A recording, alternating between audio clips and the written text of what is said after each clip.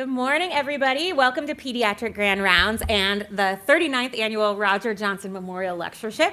I'm just getting everybody started for today, so I'm going to turn things over to Dr. Cabrera. As usual for Grand Rounds, if you are online and you have a question or comment for our speaker at any time, feel free to put it in the chat. I'll turn things over to Dr. Cabrera. Thanks so much. Thank you so much. Welcome to the 39th Annual Roger Johnson Memorial Lectureship. My name is Mimi Cabrera. I am the division head at Seattle Children's of Ophthalmology. I want to give special thanks to Christina McCambridge, Lachelle Chavez, and Jessica Steele for organizing this event. And so Dr. Borchert is going to talk about septo-optic dysplasia for the Grand Rounds portion with our pediatrics and ophthalmology colleagues. So who was Roger Johnson? Roger Johnson passed away in 2007, and unfortunately I did not have the opportunity to meet him, but I have had the pleasure of getting to know Angie Corrales Johnson, his wife, who is a wonderful steward of his legacy. And Angie is in here. Let's see, where is she? Right back there. And Roger Johnson was really a fixture of Seattle Children's for many decades. He was the only ophthalmologist at Seattle Children's for many decades. And Angie tells me that he was so dedicated to this hospital, he would drop anything to come over to see kids here, including if he was seeing a show at the Paramount or even hosting his own party. He would come over at a moment's notice, and he would even do house calls. And Avery Weiss describes Roger Johnson as a quote-unquote stud muffin who well into his 70s was working around the clock and was even doing surgery at that time. Dr. Johnson really had a vision for the Division of Ophthalmology at Seattle Children's to be of regional and national renown, which is why he organized this lectureship series, which is now in its 39th year. And so we've had so many wonderful speakers over the years, and I'm really excited to introduce this year's Roger Johnson 39th Annual speaker, who is Dr. Mark Borchert. So Dr. Borchert received his bachelor's degree from Pomona College in Claremont, California, and his MD from Baylor.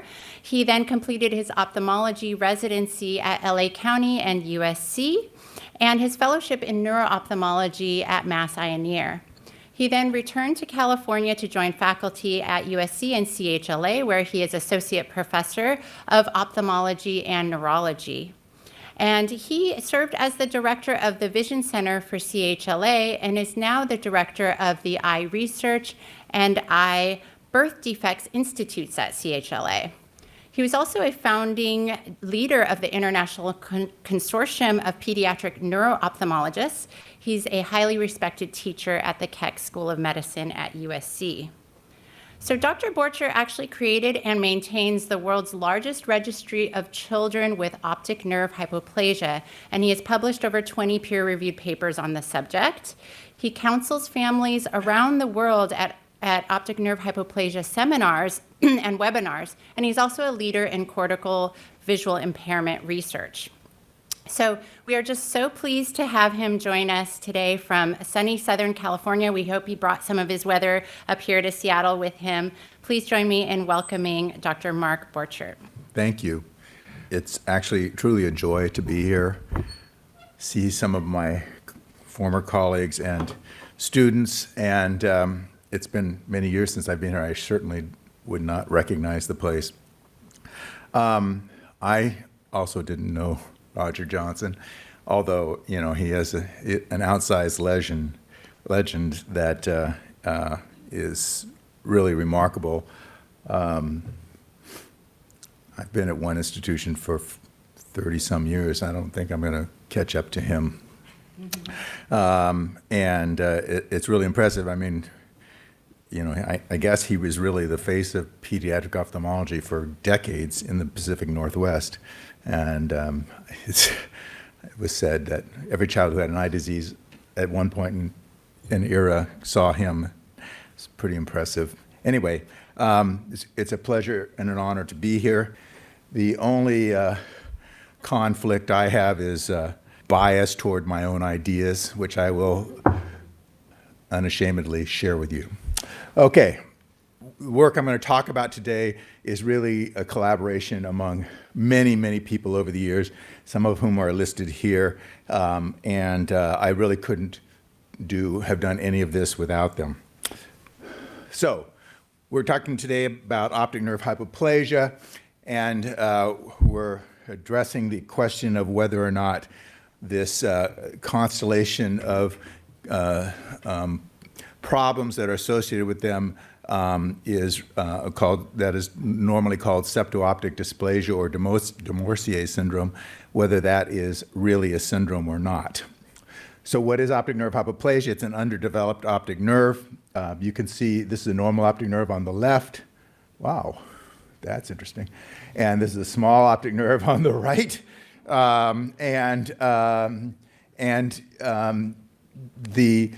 At first glance, you may not be able to tell the difference, but if you look, this is highlighted on the right is the optic nerve. It's a very small nubbin in the middle there. Compared to tends to be a ring surrounding it, which is the putative scleral canal, and it is basically the same size as a normal optic nerve on the left, and suggesting that, in fact, the axons of the optic nerve just could not fill the scleral canal.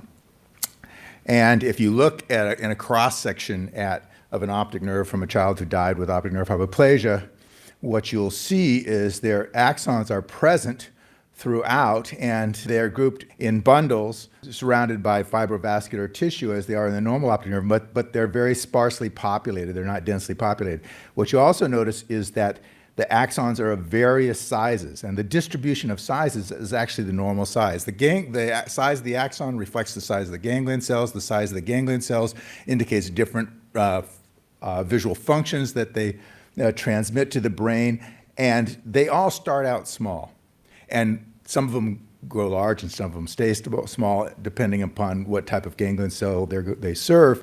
And the presence of multiple sizes and a normal distribution of development of these does not suggest an arrest in the development of the ganglion cells. It suggests that those that survived mature normally. So let's just talk about what is the natural history of optic nerve development. The axons start growing from the retina down the optic stalk at about the 7th week of gestation. They reach the lateral geniculate nucleus in the thalamus at the 11th week. By the 16th week of gestation, or in the beginning of the 2nd trimester, 3.5 million axons are in each optic nerve, and thereafter you have a steady decline of axons. There's a pruning of ganglion cells and their axons down to 1.2 million by the time of birth, term birth. And that means you lose more than 70% of your axons and ganglion cells before you are even born, and thereafter it's just a slow, steady decline until you're my age, and you probably only have about 900,000 left if you're lucky. Now, to make the diagnosis of optic nerve hypoplasia, this is not the guy you want to call.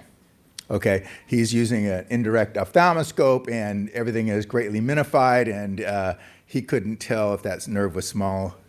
He could see if there was a break or some bear tracks or something, but he would not be able to tell you if the nerve was small or not, because it's often hard to distinguish from other things such as optic atrophy. And this is the guy you want. This guy, if you can do this, you can do it on a child, and that's the important thing. And this gives you great magnification, and you can see the optic nerve, and nobody here would have any trouble seeing that this nerve, right here, is very small. The pointer's in the middle, I realize now. And it's surrounded by a ring, part of which is pigmented and part of which is not, which is the putative scleral canal. And you can see also these vessels tend to be, in this case, are quite tortuous. It can also look like this, where the nerve, once again, is extremely small, right? You can barely see it. It's basically hidden by all the vessels. This is really almost aplasia. And there's still this ring, in this case, is hypopigmented. This is a less pigmented fundus overall. So nobody would have trouble. And this one, by the way, look at the vessels are extremely straight with limited branching, and you can see all patterns of vessels in optic nerve hypoplasia. As far as we can tell, that doesn't have any meaning, although it may be, we just don't know yet. By contrast, this is a normal optic nerve. Most of you here are quite familiar with that. You can find nerves that are normal size that can be mistaken for optic nerve hypoplasia. This is really just optic atrophy, and with the loss of the superficial layers of the retina, you start to see the underlying normal modeling of the RPE surrounding the nerve, and this is not a double ring sign. This is just the normal modeling of the RPE around the optic nerve that you can see better than normal. So the question always comes up is, how do we diagnose optic nerve hypoplasia? And there's never been really a good objective way of diagnosing it. It's really, you just kind of look at it, and if it's smaller than normal, it's optic nerve hypoplasia. But you really have to look at it closely. And I, for one, tend to look at the vessels. The vessels should occupy, approximately 1/3 of the entire disc. And if it's much more than that, it's possibly optic nerve hypoplasia. But in order to appease many people who are looking for a more quantitative measure, we developed this technique. I actually didn't develop it. I just borrowed it from Zeki, which is that we measure the horizontal diameter of the optic disc, and we call that the DD, and the disc diameter. And then we measure from the temporal edge of the disc to the fovea. We call that DM, or the disc to macula distance, and we calculate a ratio of DD to DM. And when you do that, you find that if you compare eyes without ONH to those with ONH, there's really no overlap between them, and the cutoff is about 0.34 or something like that. And it's a pretty good demarcator. Now, this is not practical. It's not easy to get all these fundus photographs on babies, we had to put them to sleep to do it. So I'm not suggesting this is a practical means, but when you're doing research, you sometimes have to appease the critics, and so this is how we did it. But having done that, it's interesting to see, if you look at a plot of the visual acuity on the left compared to the optic disc size, or the relative disc size, DDDM, plotted on the x-axis, what you see is there's these hatch marks here. Vertical hatch mark basically is the distinction between the optic nerve hypoplasia and those that are not hypoplastic. And the hatch mark, the horizontal hatch mark, is basically 20/40 acuity or worse. So above that line is better than 20/40 acuity.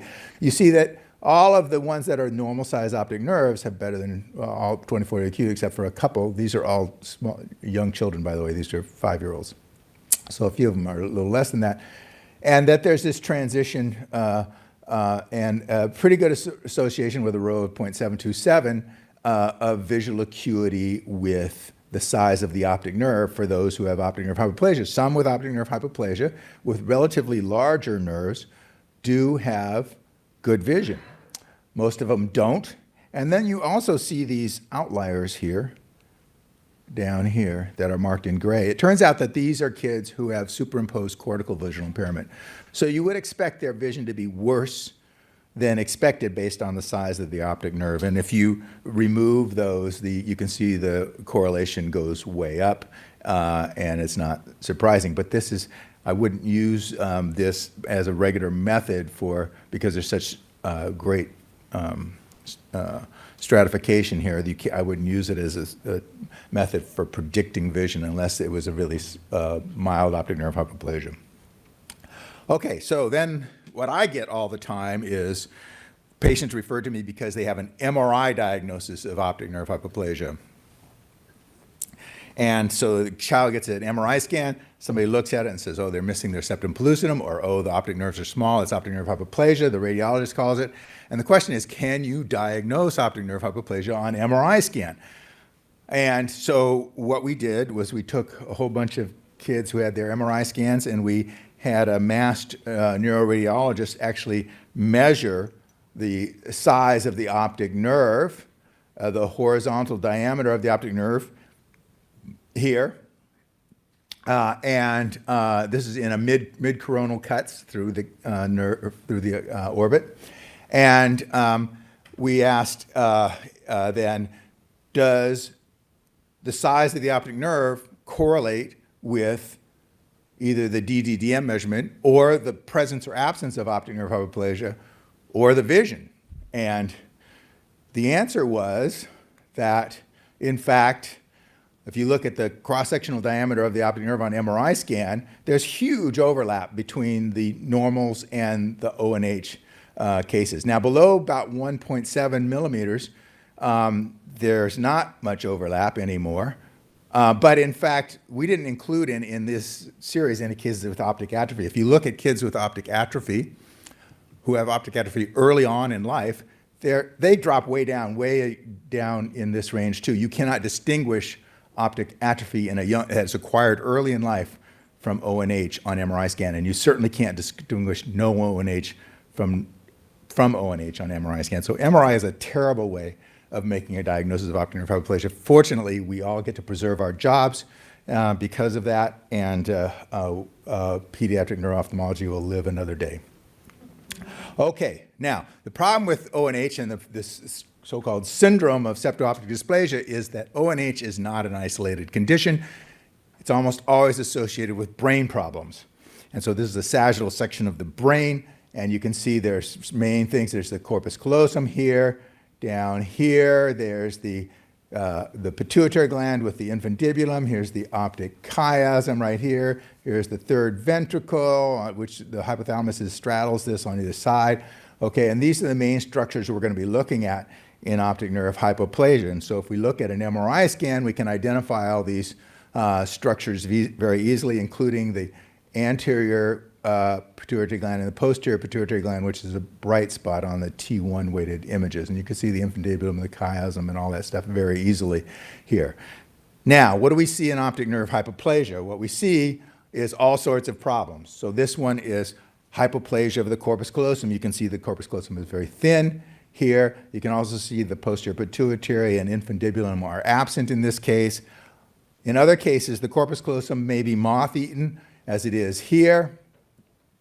And you can also, in this slide here, you can see the corpus callosum is in fact normal. This is the coronal section, so the corpus callosum straddling the two hemispheres is normal, but there's no septum pellucidum dividing the lateral ventricles, as so-called agenesis of the septum pellucidum, or absent septum pellucidum, that people tend to look for. And this is this condition that, for which kids are often sent to me to rule out optic nerve hypoplasia when they incidentally find this on MRI scan.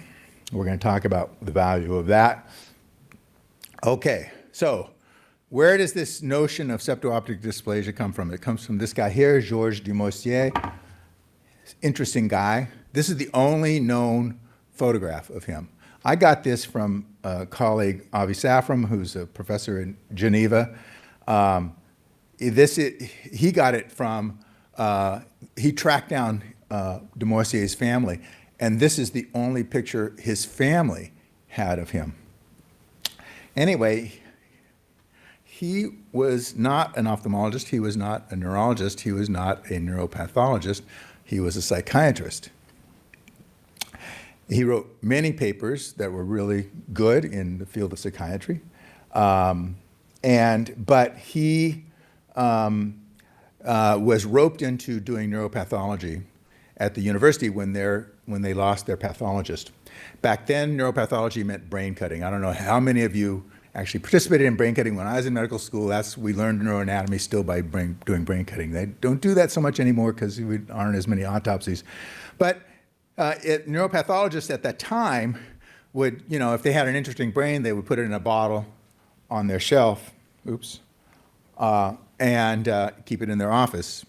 And I remember that before I went into medical school, working next to happened to be a neuro-ophthalmologist, but on his shelf he had all these brains in jars, and I would every once in a while pull them out and look at them, and became fascinated. But he was roped into doing this, into doing brain cutting to teach the medical school neuroanatomy, because he was the closest thing they had to being a neuropathologist, because he was a psychiatrist. So that makes sense, right? So he became fascinated by these congenital abnormalities of the brain, and he stored them, and he happened to collect a bunch of cases that were missing the septum pellucidum. And then he wrote this paper. It was published in a pretty obscure Swiss journal.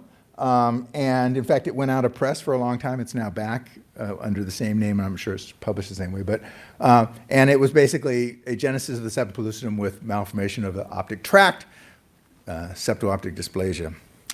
Now, this to me is the most cited paper in the literature that nobody's ever read, for sure. In fact, I'm the only person I know who's actually read this. Let me tell you what it says. Basically, it's a report, a case report, of an 84-year-old woman who had no vision problems and died from pyelonephritis. And on brain cutting, they discovered that she was missing her septum pellucidum, her corpus callosum was thin, and her optic tract was rotated vertically on one side. The optic tract was normal size, the optic nerves were normal size, there was nothing else wrong.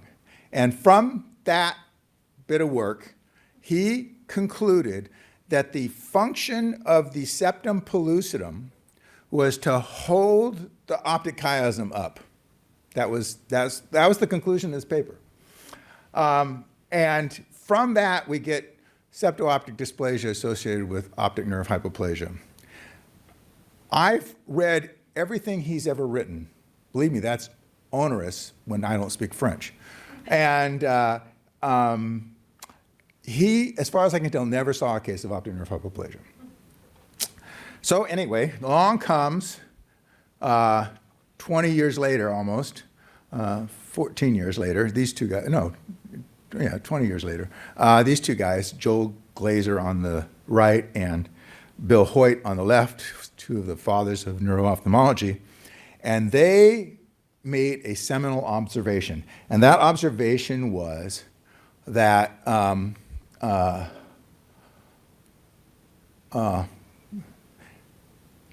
they wrote this paper in Lancet. This is the wrong paper. I don't know how it got in here. But basically, it was a one-page paper, just letters to Lancet. And basically, it described 9 children with bilateral optic nerve hypoplasia, all of whom had growth hormone deficiency, central growth hormone deficiency, 4 of whom were missing their septum pellucidum on air encephalogram. And they, Bill Hoyt being as conscientious as he was, went back to the old German literature, went back to the old French literature, found this article by de Moissier, and the only citation in this whole paper that he wrote was that citation of de Moissier. Because, unfortunately, Bill Hoyt could not read French, and they didn't have Google Translate. And so he misinterpreted the paper on septo-optic dysplasia written by de Moissier. And he thought he was talking about optic nerve hypoplasia. And so he attributed this whole thing to de Moissier and called it septo-optic dysplasia with the same name. And unfortunately, what the conclusion of that in the public was that if you have a case of optic nerve hypoplasia, you need to look to see if the septum pellucidum is intact, because if it's not intact, you need to assume they're going to have hormone problems. If it is intact, you don't need to worry. When in fact, more than half of their cases had an intact septum pellucidum. So this was totally misinterpreted by subsequent readers of the paper. But the seminal observation was that there's an association of hypopituitarism with optic nerve hypoplasia. And that's because the problem here that these kids have is in the hypothalamus. And so the problem is not with the pituitary gland. The problem is the hypothalamic control of the pituitary gland through the infundibulum. Now, just to review the hypothalamus, it's broken down into clusters of neurons that they call nuclei. These clusters have totally different functions, and these are very basic, primitive functions that we need, such as controlling our hormones, for one thing, but also things like hunger, thirst, body temperature regulation, blood pressure, blood sugar, sleep, all these sorts of things. And if you look at the brain, if you take a brain of a child who died with optic nerve hypoplasia and you section it coronally through the hypothalamus. So what I've done is I've superimposed here the hypothalamus of a kid with ONH with a normal age-matched control. In the middle is represents the third ventricle. So on your left half is the ONH hypothalamus. On your right half is the normal hypothalamus. And what you see is, one, this is like dark gray and this is light gray. Why is that? That's because this is a Nissl stain. And all these black dots over here are neurons. And you see they group in clusters. And those are the various nuclei of the hypothalamus. Here's the optic tract right here. And on the optic nerve hypoplasia one, there's no or very few black dots. These are all gray dots. These are just supporting tissues. These are glial elements. There are no neurons in this hypothalamus. And in fact, you don't see an optic tract. In fact, it has a big heterotopia over here, and these kids are prone to heterotopias throughout the brain. And so the problem here is there are no hypothalamic nuclei here. It's not surprising that this kid had lots and lots of problems. And these are typical of kids with optic nerve hypoplasia. So, what are the signs of hypothalamic dysfunction? They're myriad, but the main ones are hypopituitarism, water-seeking or food-seeking behavior, or obsessive-compulsive behaviors for reasons we don't know. This affects behaviors. We know this from like taking out tumors of the hypothalamus. All of a sudden, kids develop obsessive-compulsive behaviors. What else? Obesity. And that may be from being overeating, but it may also be from abnormal metabolism, abnormal temperature regulation, and disorders of circadian rhythm. If you look at the prevalence of hormone deficiencies, you can see growth hormone deficiencies are by far and away the most common, and then hypothyroidism, then adrenal, and then diabetes insipidus. And then they also have sex hormone deficiencies, which don't become apparent until they reach the age of puberty, because normally you're not making sex hormones after 6 months of age until you start to go through puberty. And that's when we discover that they also have sex hormone problems. And that's probably on the order of about 15 to 20% ultimately have that. Okay, so then back to the story with de Morsier and Glaser and Hoyt, and this whole notion of septo-optic dysplasia. The question that, the notion that arose from that paper was that, once again, if you're missing your septum pellucidum, that's bad. If it's intact, that's good. The answer is 30% of all kids with optic nerve hypoplasia are missing their septum pellucidum, and 2/3 of them have hormone problems. 62% their septum pellucidum is intact, and 3/4 of them have hormone problems. That's not statistically different. Missing the septum pellucidum does not protect you from hormone problems, but it does not increase your risk for hormone problems at all. It has nothing to do with it. So what about the corpus callosum? So if you have a hypoplastic corpus callosum, 73% of them have endocrine dysfunction. If you have a normal corpus callosum, 65% have endocrine dysfunction. In other words, there's no difference. What about pituitary anomalies? Now, pituitary anomalies are relatively uncommon. I showed you missing the posterior pituitary, which is the most common abnormality, but these things are relatively uncommon, occurring in somewhere around 10% of kids with optic nerve hypoplasia. And the question is, so now it sort of evolved that the endocrinologist would get pituitary scans on all these kids because they want to see if there's a pituitary abnormality to identify risk for evolving hypopituitarism. By the way, the hypopituitarism can evolve at any time. They can have normal pituitary function at age 1 or 2 and have thyroid hormone deficiency and growth hormone deficiency at age 5. So you have to be vigilant with these kids. You can't say, oh, they're normal, they're going to be normal. That's the way I used to think, and when I had a few disasters on my hands, I realized we have to follow these kids serially with hormone tests. We can't just accept the first one as being that we can arrest. But anyway, so does the pituitary anomaly predict hypopituitarism? And the answer is, in this study, 9% of the kids had a pituitary anomaly, and all of them had endocrine dysfunction. But 2/3 of those without an abnormal pituitary still had hormone dysfunction, and so you cannot ignore them just because the pituitary gland looks normal on MRI scan. Okay, so what are the abnormalities we see on the MRI scan in ONH? Well, it turns out that most of them have nothing to do with midline structure abnormalities at all. Most of them are cortical abnormalities. They have hypoplasia of the corpus callosum, that's the most common, but the corpus callosum is not a midline structure. When we do a sagittal section through the MRI, it certainly looks like a midline structure, but really it's just the white matter that connects the right half of the brain to the left half of the brain. And in fact, if you're missing your corpus callosum completely, that suggests that there's some problem with segmentation of the brain. But if you have a hypoplastic corpus callosum, it suggests there's a problem in the cortical mantle someplace.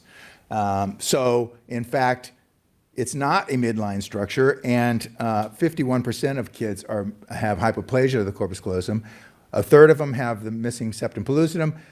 Pituitary genesis, as I said, is low. But there are all these other major malformations that they have, including heterotopias, gyral malformations, schizencephaly, and so forth. And not surprisingly, many of these other major malformations also have hypoplasia of the corpus callosum.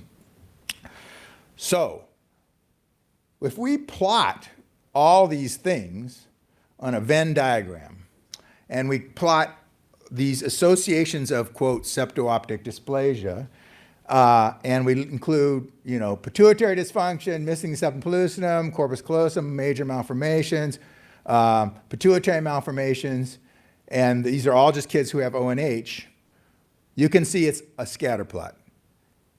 These are all, every child is distinct. They may have any combination, and this does not even include all of the other associated problems like circadian disorders, like thirst and hunger disorders, like obesity, like obsessive compulsive behaviors, autism, seizures, all the other things that these kids are at high risk for are not even on this. And when I do that, the plot becomes so crazy I'd be embarrassed to show it because it just looks like a blue blur, okay? But the point is that this is not something you can categorize kids neatly into. So, only 12% of children with optic nerve hypoplasia have neither brain malformations nor endocrine dysfunction. Now, let's just talk briefly about the other problems that these kids have due to hypothalamic dysfunction. This is a way of checking for sleep-wake cycle disorders. And so basically on the tracing, at night, there's not much movement. During the day, there's a lot of movement. Again, at night, no much movement. And basically, this is a 2-week plot showing a regular circadian rhythm. What do we see with optic nerve hypoplasia? Well, we see normals, like this here.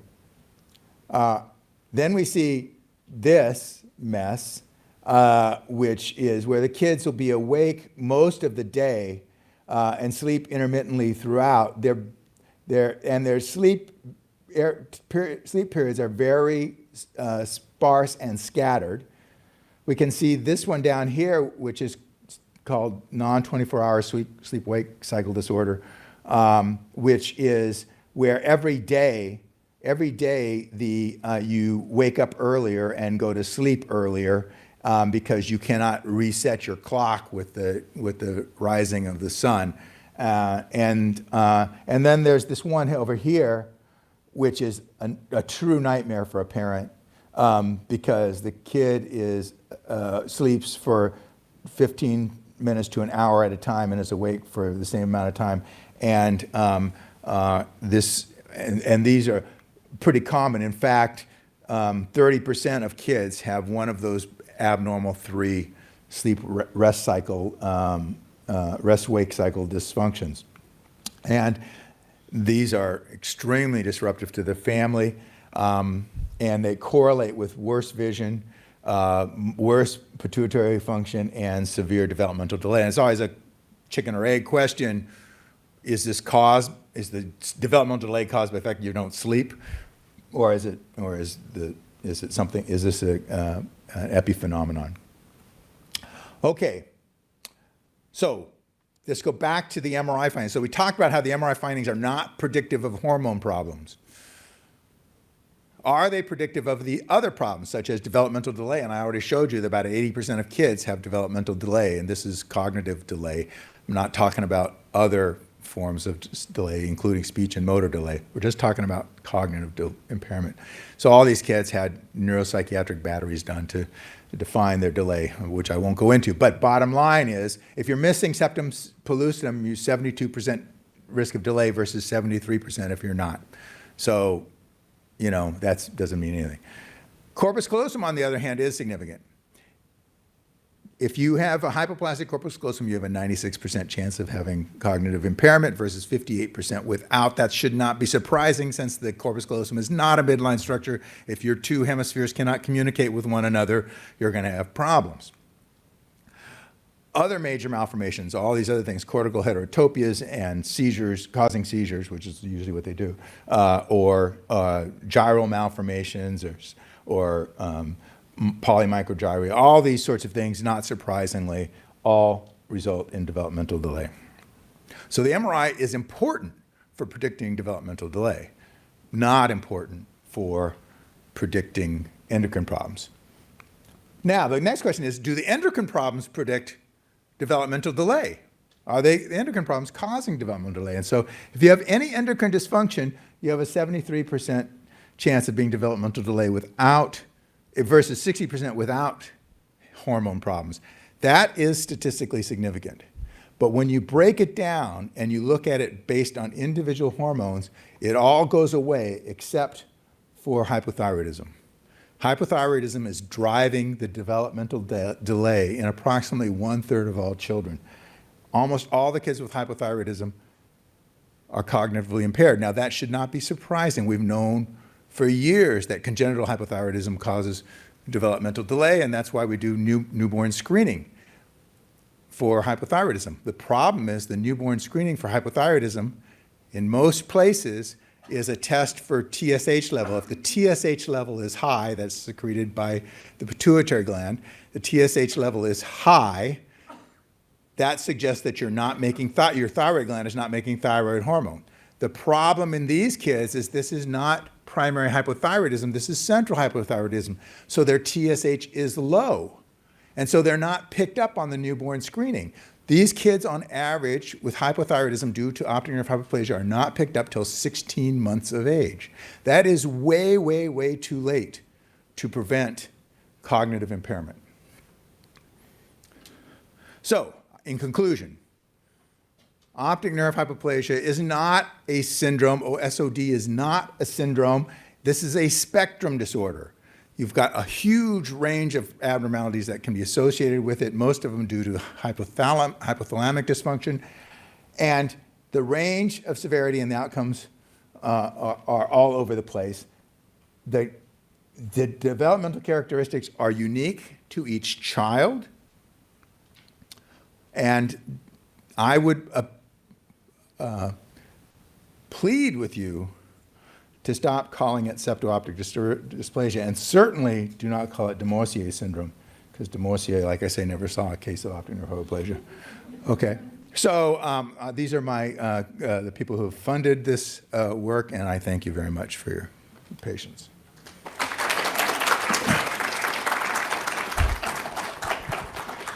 Any questions? Thank you so much. If there are questions in the room, please raise your hand. We'll bring you a microphone so that the online people can hear us. I can do it. Okay, Dr. Van Gilder, start with the hard one. So, Mark, great talk. Two questions. One is, in animal models, there are specific mutations that are associated with I'm this. talking about in the next talk, and Okay, that's not true. So go ahead. Okay. Okay.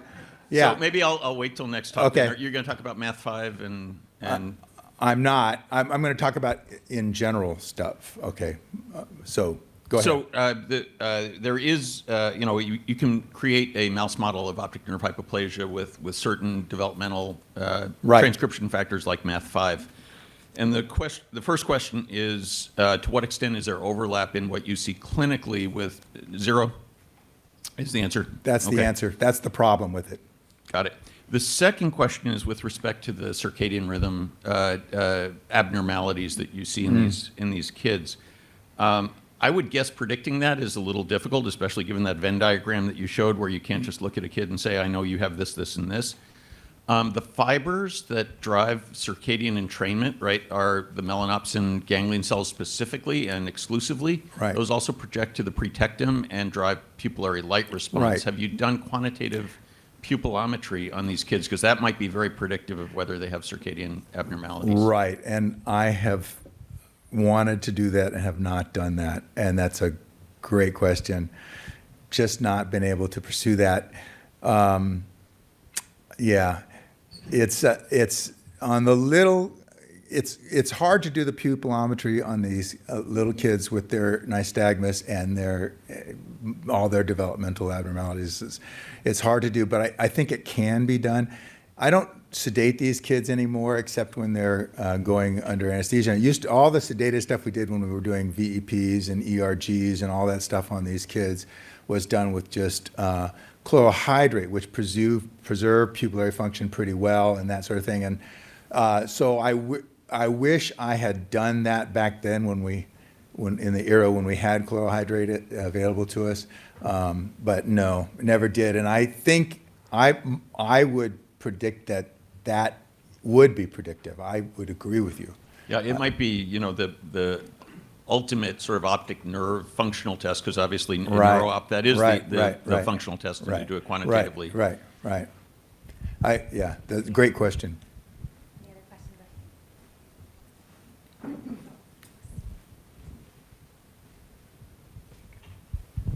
Thank you, Mark. Again, a really good talk. I enjoyed the de Mosier detective work that you did in showing there wasn't an association in terms of the naming and the entity. My question is, these families want to do anything they can do to help their child, and many of them have been lured towards stem cell therapy. I'm just wondering how you've handled that and how you've counseled it. Interesting question. I was asked that more than 10 years ago on All Things Considered on NPR, and addressed that very question because it was a hot topic back then. All these people, including my patients, were traveling to China to get stem cell therapy. And I'll share a little anecdote with you. I had come out very vehemently against this, advising people against it in public forums. I made the big mistake. This was totally politically incorrect at the time, but I was really politically incorrect and pretty hot-headed about the problem at that time. And I was asked at a national meeting about what I thought about using getting stem cells in China for treating optic nerve hypoplasia, and I said, and this was back in the time when we had all those dogs and cats dying from food that had been imported from China because they were tainted with melamine, and I said, you wouldn't give your dog food from China. Why would you give your child stem cells from China? Oh, man. That got picked up by the press, and they were like all over me. And, but it got the attention of the people in China. And one day I walked into my office, and there was a gentleman sitting in front of my desk in a chair, an Asian gentleman, and he introduced himself as the chairman, the CEO of BK International, which was the big company that was doing all the stem cell stuff. And he said he had a proposal for me. I said, okay. He said, if you have patients who want to come to China to get their stem cells done, we will pay you to do a study wherein you do all the pre-stuff, the pre-examination stuff, the ERGs, the VEPs, their pupillary function, visual acuity as best you could, all these things before they come over in a masked, in a way that we don't see it. We will treat them with stem cells and we'll send them back to you and you'll check them to see if they're better. And we will pay. And we came to an agreement on how much it would cost per patient to do and all this stuff. And we were going to get controls. We were going to get control patients from our own registry. And we found aged, gender matched controls and controls that had relatively the same level of cognitive function. And so we matched them for that. And so we sent 2 patients over, got the controls done, did all the tests. The kids came back, and we don't send them over, by the way. They had elected to go, so they called BK, said, we want to do this. BK contacted us. These people are in your study. They're going to come. I said, great, we'll do it. Well, we sent them over, and then they came back, and we studied them. And then after that, they didn't send anymore. No more patients. It stopped, just like that. Later found out that all they really wanted was our protocol for doing all the measurements, and they reproduced in their lab over there all the stuff that we were doing in our lab to do their own study. And that was probably their underlying motivation. But we went ahead and did the study, and guess what? The kids who didn't get the stem cells did better than the ones who did get the stem cells, and we published that, and so I win. Yeah. Any other questions? Yeah. Thank you for that wonderful talk. I just have a practical question because I would hate to miss, a child, with low thyroid function. So what lab, should I order so I don't miss that? Because we see many children, from like Montana, from, far away, and they may not be able to get into, quote, endocrine to get the proper Right. labs. So what should I be ordering? And then also going forward, okay, because, everything is normal in terms of their endocrine labs at age 1 or whenever I see this child, and then I don't see that, okay, they didn't follow up with endocrine, age 3, age 4, age 5. What should I be doing, or what should I be communicating to the primary care physician? Hey, can you order these labs, in Ketchikan, Alaska, for example? So I just want to make sure I don't miss anything there. This is a fabulous question, and are so practical.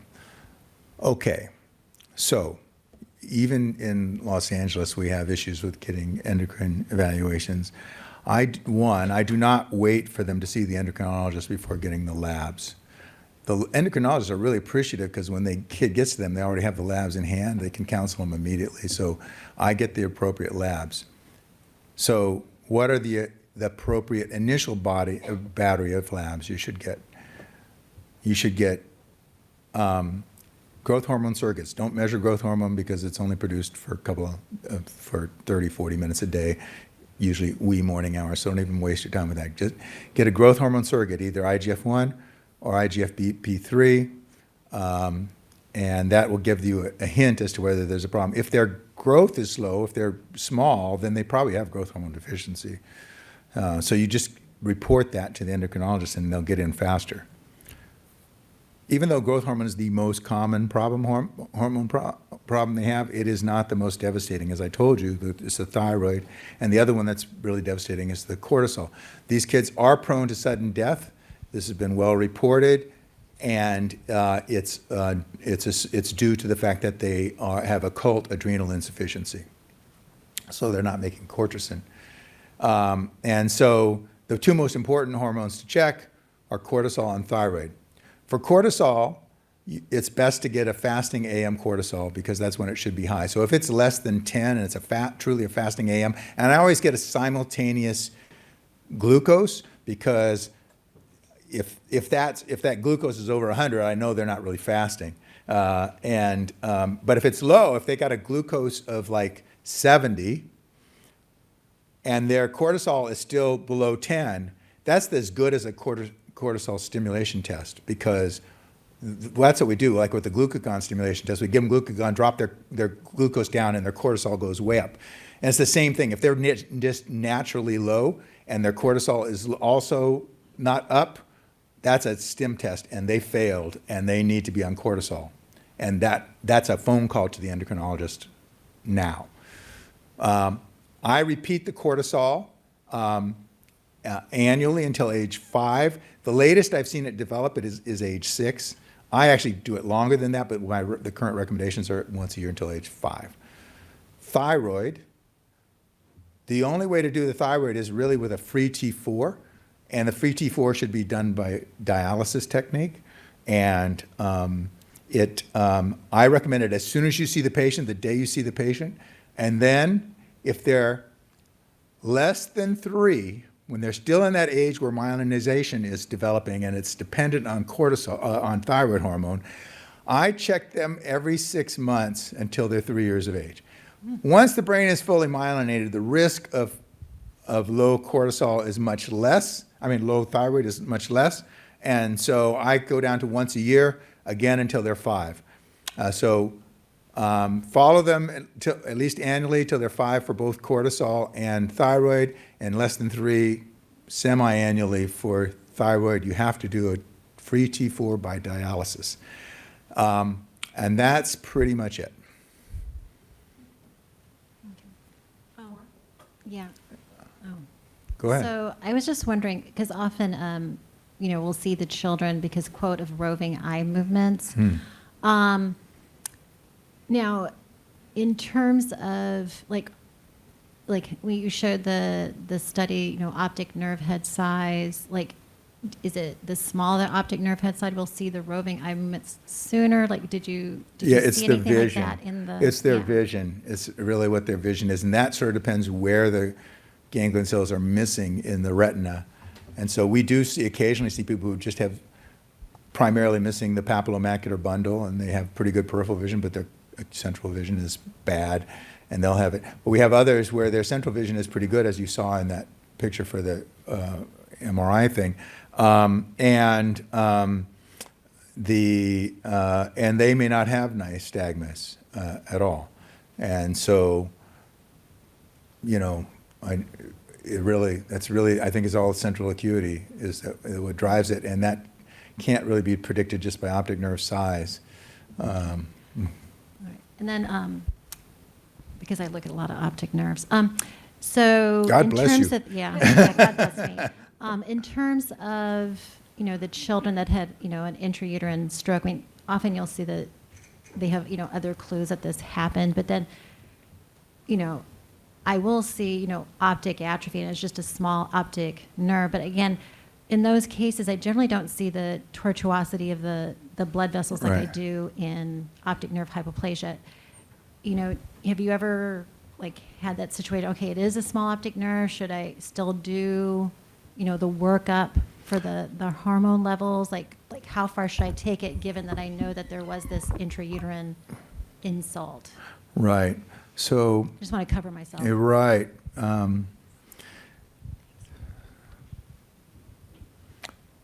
So a lot of cases of optic nerve hypoplasia also have superimposed optic atrophy. So I don't worry about the color of the nerve. Okay.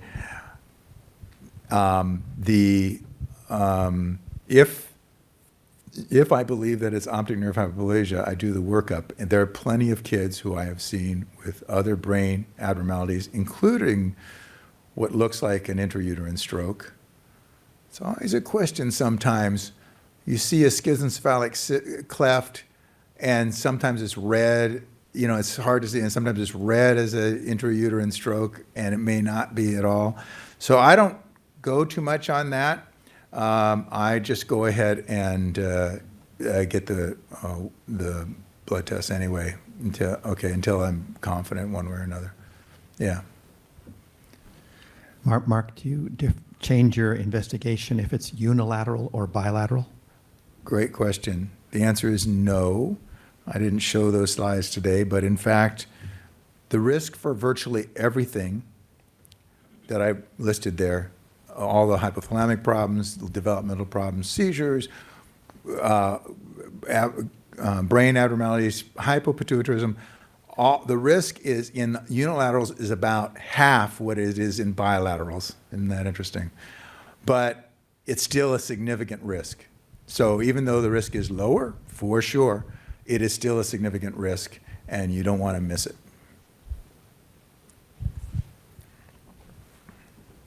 You can do the last question for the hour. Thank you so much. I'm learning so much. And I was wondering if you had a neurologically normal child developing normally, and you're going to do the endocrine workup anyway, could you skip the MRI of the brain? Oh, good question. Yeah, I mean, it really raises.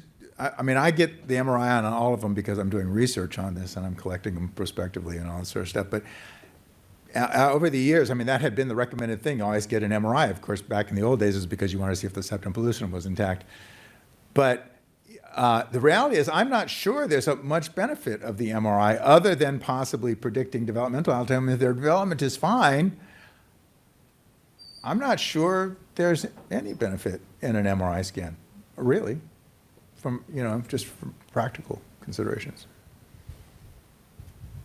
All right. Well, thank you so much. That was a wonderful talk, Thank and you. we really enjoyed it.